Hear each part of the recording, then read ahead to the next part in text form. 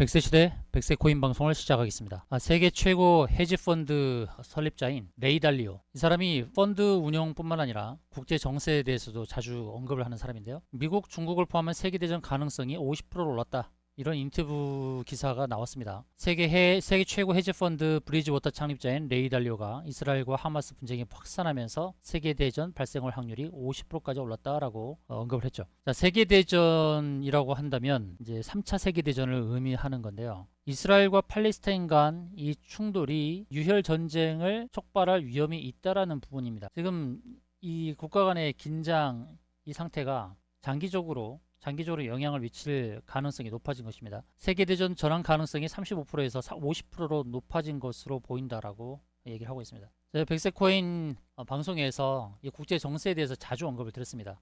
한 달 반 전에는 신냉전 전선, 중동 어떤 상황인가, 중동에 대해서도 미리 언급을 드렸죠. 사우디, 이란과 손잡은 중국의 송대에 대해서 언급을 드리면서 이란이 이 전쟁을 촉발할 가능성이 있고, 현재 지금 팔레스타인 관련해서는 이란이 자금을 그리고 무기를 제공했을 가능성이 굉장히 높죠. 지금 전쟁의 대리전 양상인데요. 이란이 하마스를 앞세워서 전쟁을 일으켰을 가능성이 있고, 그 배경이 더 확실해지면 이 전쟁은 확전될 가능성이 있다는 것을 우리는 기억을 해야 됩니다. 굉장히 조심스러운 상황이죠. 이런 상황 속에서 중국이 어떻게 움직일지, 중국이 지금 대만을 노리고 있는데 대만의 독립을 추구한다. 이 속내가 무엇이냐는 거죠. 내년도에 대만 총통 선거가 있습니다. 내년 총통 선거를 앞두고 반중 성향의 민진당의 재집권을 경기하기 위해서 대만 독립을 추구한다. 이건 곧 전쟁을 의미한다는 겁니다. 그래서 내년도 2024년도 대만에서의 총통 선거가 있다라는 건 중국과 대만의 갈등이 깊어질 가능성이 있습니다. 이런 가운데 또 러시아는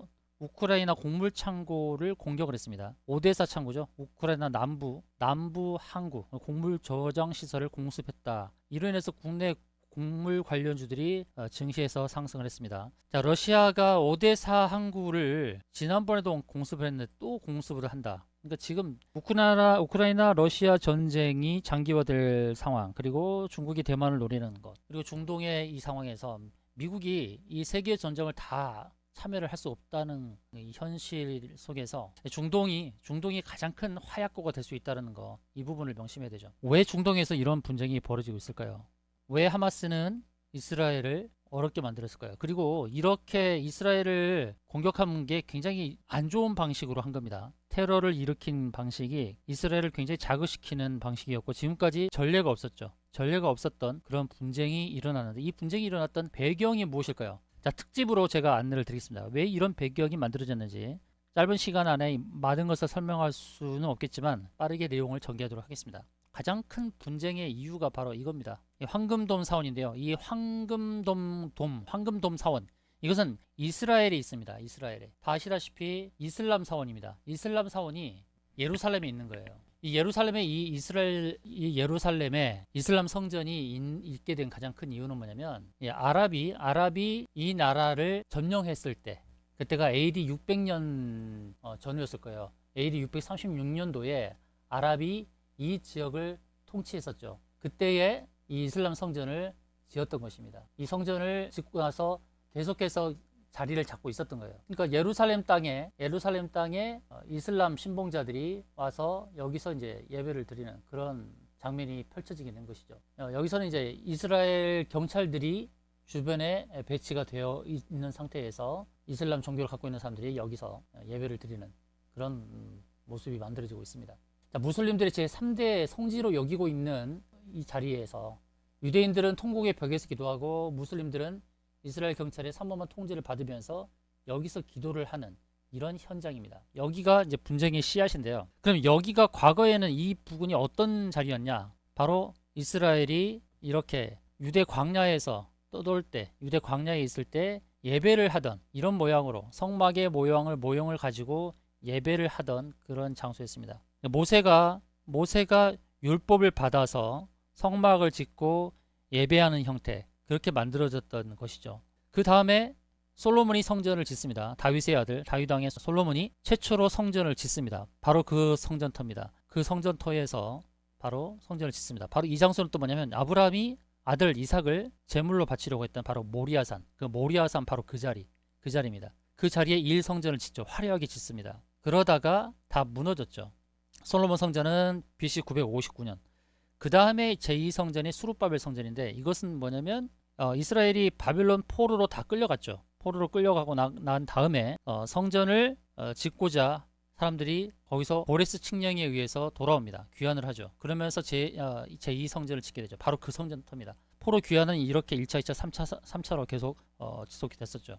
1차 솔로몬 성전이 BC 900년대 만들어지고 무너진 다음에 그 다음에 수룹바벨 성전, 바벨론의 포로로 갔다가 돌아와서 제2성전을 만들었죠. 그리고 헤롯 1세가 재건을 하죠. 예수 그리스도 시대, 바로 AD, BC와 AD로 나뉘었던 그 시기에 헤롯 1세가 재건했는데 이것은 3성전은 아니고 2성전을 두 번째 수룹바벨이 지은 성전의 리모델링 한 게 헤롯 1세가 지은 겁니다. 그리고 이제 헤롯 성전은 이렇게 화려하게 40여 년에 걸쳐서 이렇게 지어졌던 거죠. 수룹바벨이 지었던 성전은 굉장히 초라했는데 헤롯이 지은 리모델링한 성전은 굉장히 화려하게 지어졌습니다. 그런데 이 성전도 로마의 침공에 의해서 완전히 다 무너졌죠. 헤롯 왕에 의해 건설되었던 화려했던 예루살렘 성전은 다 무너지고 성전의 서쪽 벽 끝자락 약 450m 정도만 남겨 파괴된 겁니다. 바로 여기서 유대인들이 기도를 하는 거예요. 이슬람 사람들이 통곡의 벽에서 기도를 합니다. 이 성전의 역사가 그렇다는 거예요. 1성전, 2성전. 이 성전이 지어졌고 이 성전도 다 무너진 상태입니다. 이 통곡의 벽에서 이제 3성전을 짓기 위해 기도합니다. 이렇게 이 성전이라는 것이 굉장히 이스라엘에게서는 굉장히 중요한 겁니다. 현재 이스라엘은 3성전이 없습니다. 근데 3성전을 어디다 지으려고 한다고요? 바로 이슬람 사원, 황금돔 사원이 있는 거기다 지으려고 하기 때문에 분쟁이 벌어지는 거예요. 그래서 이스라엘 사람들이 황금돔 사원 거기를 자꾸 자극할 때마다 테러가 일어납니다. 특히 총리가 그 자리를 가게 되는 것은 도발로 여기면서 테러가 발생하기도 합니다. 그래서 이게 분쟁의 씨앗이 되는 거예요. 아까도 말씀드렸듯이 이 황금돔 사원이 있는 그 자리가 모리아산입니다. 아브라함이 아들 이삭을 제물로 바치려고 했던 그 자리가 바로 모리아산, 그리고 1성전, 2성전이 다 지어졌던 곳. 그 장소가 바로 모리아산이라는 거예요. 무슬림에게 아주 거룩한 곳으로 여겨지고 성스러운 사원으로 여겨지는 것, 바로 그게 이제 황금돔 사원입니다. 그리고 이제 이것을 무너뜨리고 이제 3성전을 지으려고 했었죠. 그것 때문에 계속 분쟁이 일어나는 겁니다. 그래서 여기를 지키려고 하는 거예요. 이슬람은 이 성전을 무조건 지키려고 합니다. 황금돔 사원을 지키려고 합니다. 그런데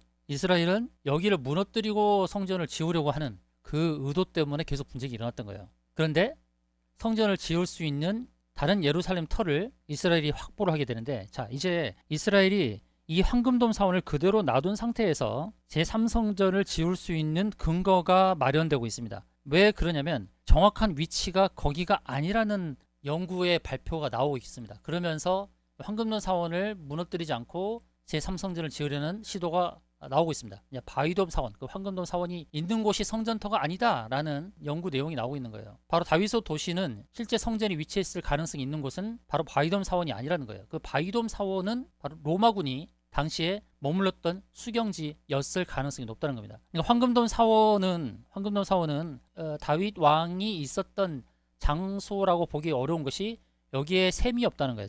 물을 마실 수 있는 그 샘이 없다. 다윗의 도시 여기는 이제 기온샘이라고 샘이 있단 말이에요. 그런 것들에 대한 내용이 나오면서 바위돔 사원은 실제 성전터가 아니고 로마군의 수경지였을 가능성이 있고, 그래서 그 옆에다가 황금돔 사원을 건드리지 않고 그 옆에 3성전을 지으려는 그런 시도를 하고 있다는 거예요. 그런데 2020년도에 세계 종교 대통합을 시도했습니다. 그때가 이제 2020년도 코로나 발발 전이거든요. 불교, 기독교, 유대교, 이슬람교, 힌두교 이 종교 지도자들이 모여서 세계 종교 대통합을 하려고 했는데 코로나가 터져서 못했단 말이에요. 연기가 됐습니다. 그래서 이 세계 종교 통합 운동과 제3성전 준공이 거의 맞물리는 시기가 되고 있는 겁니다. 이런 시기에서 세계 3차 세계대전이 벌어질 수 있는 그런 상황이 나타나고 있어요. 중동에서 분쟁이 가장 크게 나타나는 것은 이스라엘에서 제3성전 준공을 하려고 하는 그 시도가 나타났을 때 그 분쟁이 굉장히 커지게 일어나는 거예요.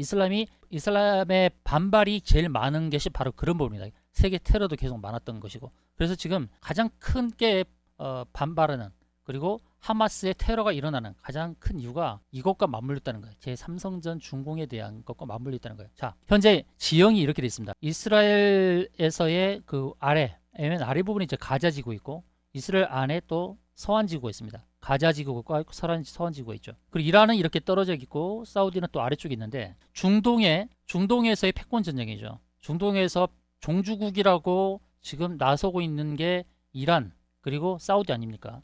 자, 사우디아라비아는 친미로 많이 돌아온 상황이고 이란은 반미죠. 반미인데 이제 대리전으로 이란이 여기다가 위쪽으로는 헤즈볼라, 아래쪽으로는 하마스를 통해서 이스라엘을 괴롭히고 있는 겁니다. 이스라엘과 이란은 굉장히 오랫동안 안 좋은 관계가 유지되고 있죠. 그리고 이스라엘은 바로 이라크 땅, 여기 이 바벨론 포로 이 땅에서 돌아온 겁니다. 2000년 동안 나라가 없었죠. 2000년 동안 나라가 없었습니다. 그러다가 이제 나라가 생긴 거죠. 근데 사우디의 빈살만이 이란 핵 경고를 했었고, 그리고 사우디와 이스라엘이 점점 가까워지고 있는 상태에서 팔레스타인에 이런 테러가 벌어졌는데, 그래서 빈살만은 좀 뭔가 좀 이렇게 팔레스타인을 위하는 듯한 그런 제스처를 취하긴 했습니다. 지금 스탠스가 굉장히 애매모호한 상황이 된 거죠. 친이스라엘 또 친미 쪽으로 돌아서고 있는 상황에서 이제 이런 테러가 벌어진 거예요. 지금 이란과 사우디는 이제 앙숙처럼 지금 자리매김을 하고 있는 상황이에요. 지금 이란의 움직임, 사우디의 움직임 예의주시했다는 얘기를 말씀드리는 겁니다. 이스라엘이 1948년도에 나라가 생겼어요. 이때 갑자기 어떻게 나라가 생겼느냐? 아랍의 문제가 생겼던 것이죠. 이 지역에서 이제 아랍이 자리를 잡고 있다가 편을 잘못 들었죠. 세계대전이 벌어졌을 때 1차 세계대전, 2차 세계대전, 1차 세계대전 때 오스만 제국이 독일의 편을 들면서 그들이 축출당한 겁니다. 그리고 프랑스와 영국이 분할 통치를 했던 거예요. 그러다가 영국이 이스라엘을 독립할 수 있도록 도와준 거죠. 그 당시에 이제 우리가 잘 아시는 홀로코스트가 있었고, 홀로코스트로 인해서 이스라엘에 대한 연민이 생겼던 거예요. 그러다가 독립이 된 거죠. 1948년도에.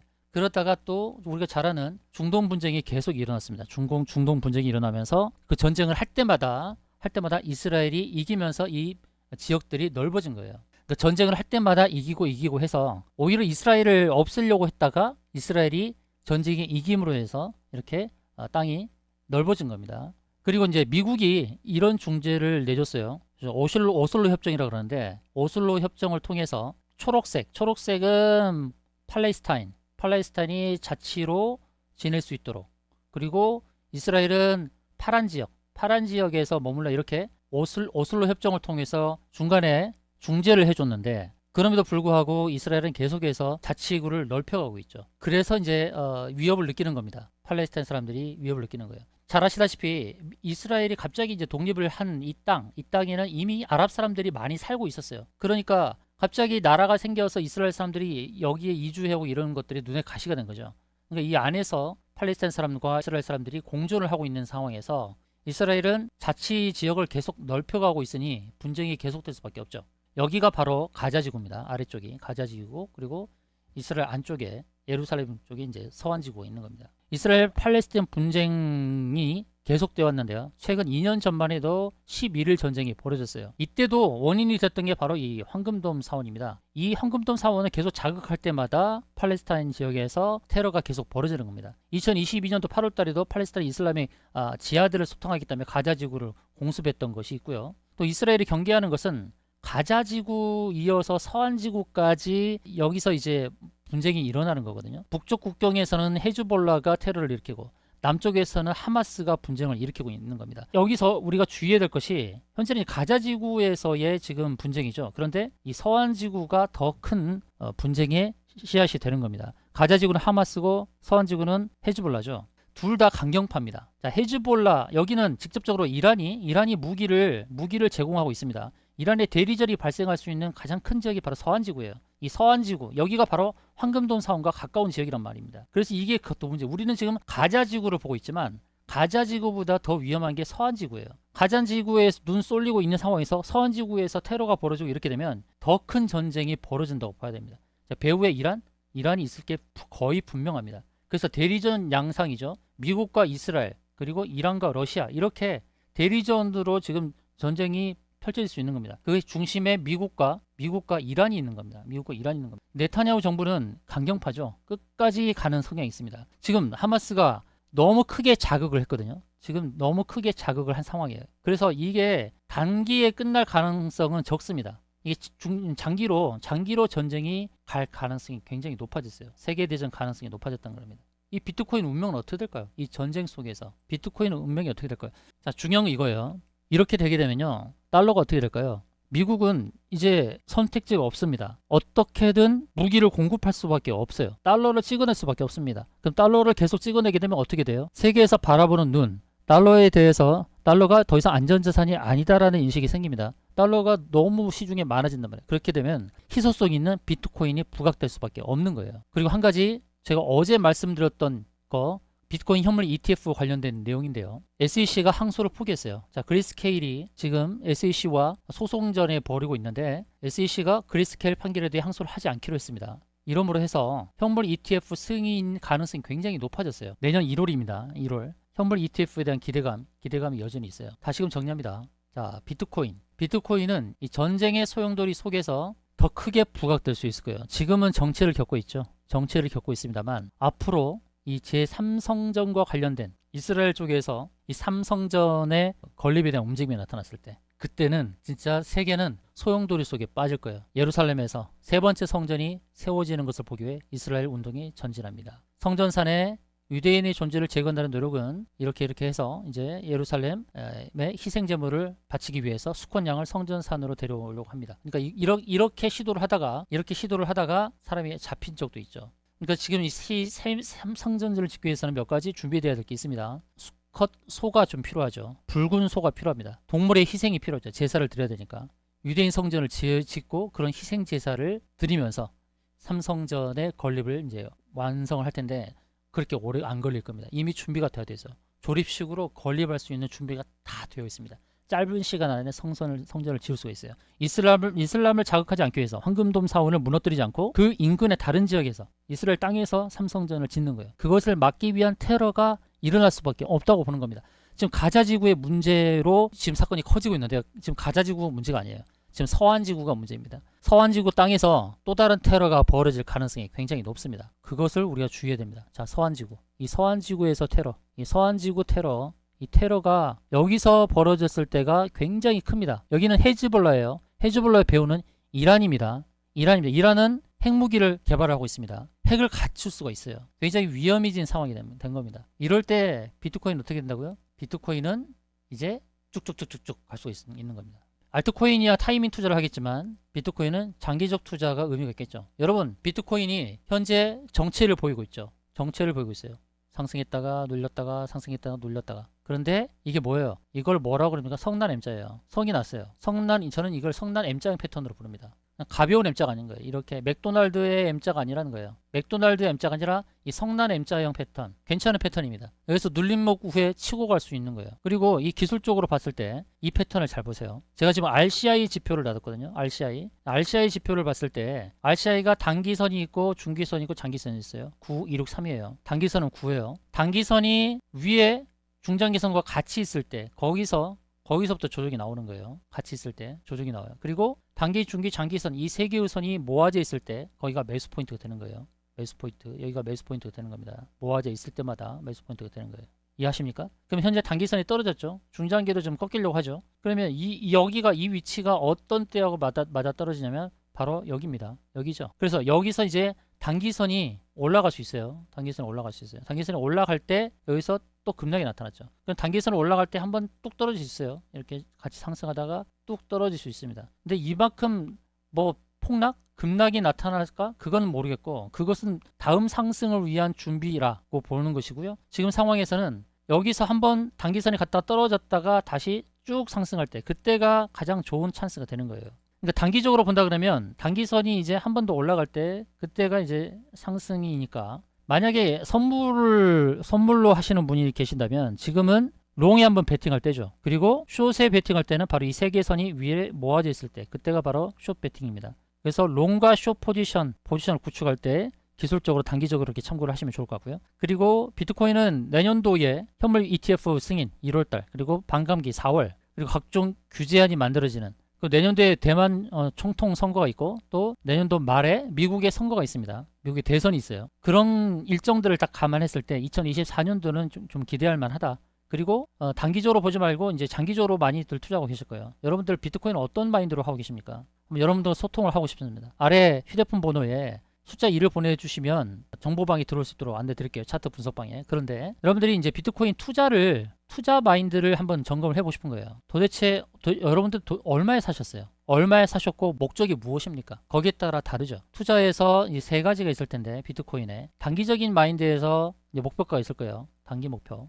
제가 여러분과 좀 더 소통하기 위해서 휴대폰 번호를 문자를 주고받으려고 하는 거예요. 자, 단기 목표가 있을 텐데 단기 관점에서 또는 중기 관점에서 장기 관점에서 여러분들 갖고자 하는 방향성이 있을 거예요. 그래서 편안하게 자, 비트코인 얼마에 매수했는데요. 3,500만 원대, 3,800만 원대 매수했는데 난 단기적으로 얼마까지 보면 될까요? 중기적으로 얼마까지 보면 될까요? 장기적으로 얼마까지 보면 될까요? 이런 내용들을 문의를 하세요. 휴대폰 번호에 문의를 하시면 거기에 대해서 답을 좀 드리겠습니다. 한번 소통을 좀 하시자고요. 자, 숫자 1을 주시면 정보방에 들어올 수 있는 길을 알려드릴게요. 그리고 여러분들 비트코인 투자하시는 분들이 단기, 중기, 장기 관점에서 투자하고 계신 분들이 계시다면 바로 난 단기로 투자했는데 목표가를 얼마 볼까요? 중기 목표가, 장기 목표가 이렇게 해서 문자를 주십시오. 그럼 비트코인 얼마에 샀는데 난 단기, 중기, 장기 이런 관점에서 목표가 궁금하시다.